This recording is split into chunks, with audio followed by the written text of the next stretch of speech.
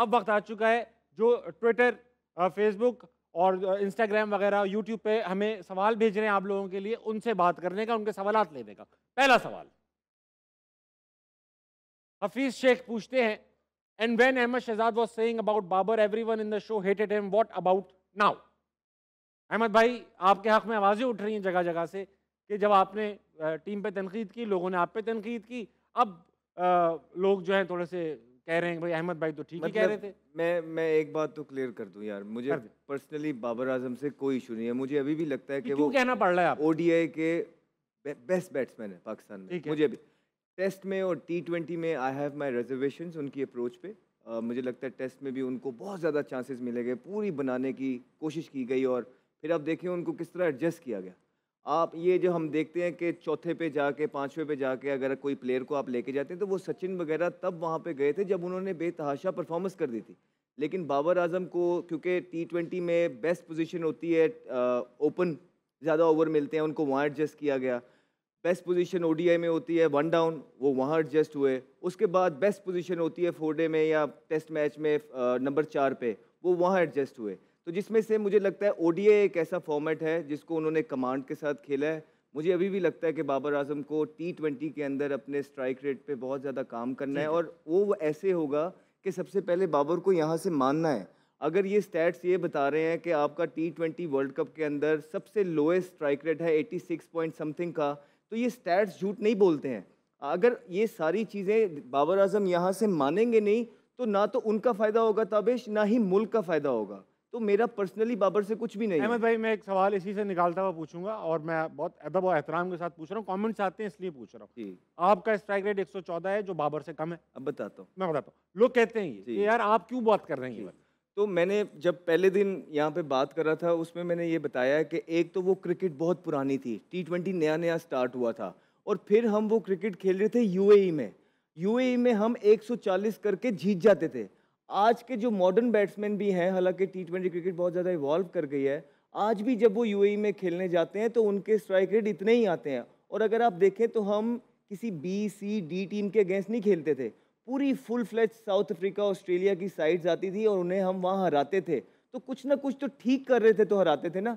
इसलिए वहाँ पे स्ट्राइक रेट इस तरह का था। कैप्टन की स्ट्रेटजीज थी, कोचेस की स्ट्रेटजीज थी, सीनियर प्लेयर्स की स्ट्रेटजीज थी जो ठीक कि काम कर रही थी। ठीक अगर मैं आज की क्रिकेट में पाकिस्तान की टीम में आऊँगा तो मेरी पूरी कोशिश होगी कि मैं 140 प्लस के स्ट्राइक रेट से खेलूँ, अदरवाइज मुझे टीम में नहीं होना चाहिए। ठीक सिंपल। ठीक है, ठीक है, वेरी गुड। अगला अगला दिखाओ, जल्दी जल्दी दिखाओ बेटा सवाल। सुमरो भाई कहते हैं, मेरा क्वेश्चन सर इमरान नजीर से है, क्या शादाब खान की जगह उसामा मीर को सेलेक्ट करना चाहिए था? बिग फैन भी हैं आपके। अच्छा, पहले तो भाई मैं सिलेक्टर नहीं हूँ, और ये लेकिन आपसे ओपिनियन, एक्सपीरियंस की वजह से। एक्सपीरियंस की अगर बात करूँ तो नो डाउट। अच्छा, क्रिकेट में एक चीज़ जो है वो हम सारे खैर कभी डिस्कस नहीं हुई। चलिए, अच्छा ये अच्छा क्वेश्चन है। मैं एक चीज़ बता दूँ, हमेशा प्लेयर्स की आपने फॉर्म कैश करनी है ऑन द स्पॉट। अच्छा, पहले क्या होता था कि जब हम फॉर्म में नहीं होते थे, बैड परफॉर्मेंस होती थी, हमें भेजा जाता था कि यार बट डोमेस्टिक जाके खेलें। जब वार्म से परफॉर्म करते थे फिर हम दोबारा टीम में आते थे। ठीक है। और मेरा ख्याल है कि देखो, अगर शादाब के ऊपर ठीक है। बहुत ज़्यादा तनकीद तो हर आदमी कर रहा है, और उसकी परफॉर्मेंस भी वैसे ही है। आया कि उसको ये पहले होना चाहिए कि वो बॉलर है या बैटर है। ठीक है। अगर बैट्समैन में है तो वो नंबर 4 पे वो खाम पे आ रहा है, वो समझ नहीं आ रही। बॉलिंग में मेन तो है लेग स्पिनर। आप एक लेग स्पिनर, एक मेन बॉलर, जो ऐसी कंडीशन के ऊपर आपको एक मेन बॉलर खिलाना चाहिए, और फिर उसके बाद ऑलराउंडर। हमारे पास वो भी नहीं है, जो मैं बार बार बात करता हूँ कि यार हमने प्लेयर बनाए नहीं है। जो मैं एक और फील्ड में बात कर रहा था आपसे कि यार सारे प्लेयर का फ्लो मिड विकेट पे है, और पानी इधर पानी लगा है, इधर भी तो खेलना चाहिए था ना। हाँ, सही बात। और देखो, आप जब तक बॉलर को ट्रैप नहीं करेंगे, आपके ऊपर हैवी नहीं होगे। लेके चलो, मैं अपनी ही आज मिसाल दे देता हूँ कि यार मैं जाके बॉलर पे क्यों चार्ज करता था कि मुझे अपनी विकेट की वैल्यू नहीं थी। मुझे विकेट की इतनी वैल्यू थी, टीम को भी पता था कि यार ये बंदा खड़ा रहे तो हमारी टीम वन साइडेड मैच जितवाएगी। और कल देखे ना, कल आपके पास सबसे बड़ी विकेट की वैल्यू इस टाइम कौन सी है? फखर जमान। और भाई किसी को ये नहीं पता कि उधर से लेफ्ट आर्म लगा है मेरे सामने। हाँ, बात आपने बड़ी ठीक की। ठीक है, देखे मेरे सामने ऑफ स्पिनर आ जाए तो भाई मैं कहूँगा चल भाई इनू तो 6 दे, 6 ही चार्ज करूंगा। बेशक उसमें आप देखें ना, बॉलर भी अच्छा बॉल कर सकते, ट्रैप हो सकते हैं, लेकिन ये क्रिकेट सेंस है कि आपको लेफ्टी के सामने लेफ्टी जब फेस करते हैं तो फिर लेफ्टी बॉलर भी प्रॉब्लम में होता है। अगला Babar is a great finisher, one day he will finish. नहीं, ये तो गलत बात है यार, ये तो सही बात नहीं है, इससे तो अग्री नहीं करता।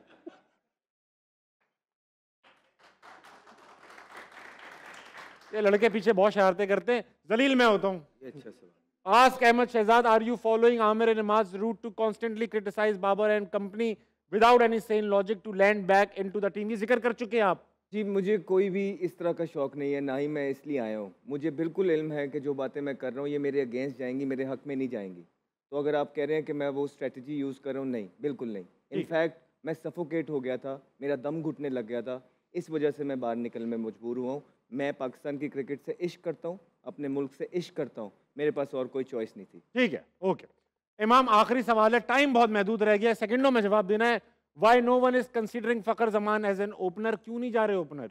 देखें, क्योंकि काफ़ी अरसे से फ़खर ज़मान चौथे नंबर पे खेल रहे हैं, बीच में वो 5वें नंबर पे भी खेल रहे थे, और फ़खर जब ओपनर कर रहे थे तो कोई बहुत ज़्यादा अच्छी परफॉर्मेंसेज नहीं दे पा रहे थे। इसी वजह से रिजवान को फिर मिसबाह उल हक न्यूजीलैंड के अगेंस्ट बहुत अच्छा खेला था उन्होंने लास्ट वर्ल्ड कप में। हाँ बिल्कुल, वो तो, लेकिन देखिए वनडे T20 बिल्कुल डिफरेंट है। वनडे में वो 7 साल से ओपनर कर रहा है और परफॉर्मेंसेज है, 48 की एवरेज है और 90 का स्ट्राइक रेट है, तो वो ऑटोमेटिकली किसी को बोलना नहीं पड़ेगा फ़खर को के लिए। तो it's like very crystal clear के जी बाबर और रिजवान। हाँ, बीच में ये आया था कि साइम आए थे, वो इसीलिए आए थे, फ़खर जैसे ही वो प्लेयर है, बट अनफॉर्चुनेटली साइम नहीं हुए, तो इस वर्ल्ड कप में हम दोनों को वो दोबारा बाबर और रिजवान ओपन कर रहे हैं। तो मेरे ख्याल से वो बड़ी अच्छी, मेरे ख्याल से सेट हुआ है चौथे नंबर पे, तो वो वही इस वक्त लग रहा है कि वो बहुत अच्छा खेल रहा है और उसको खेलने दें। परफेक्ट।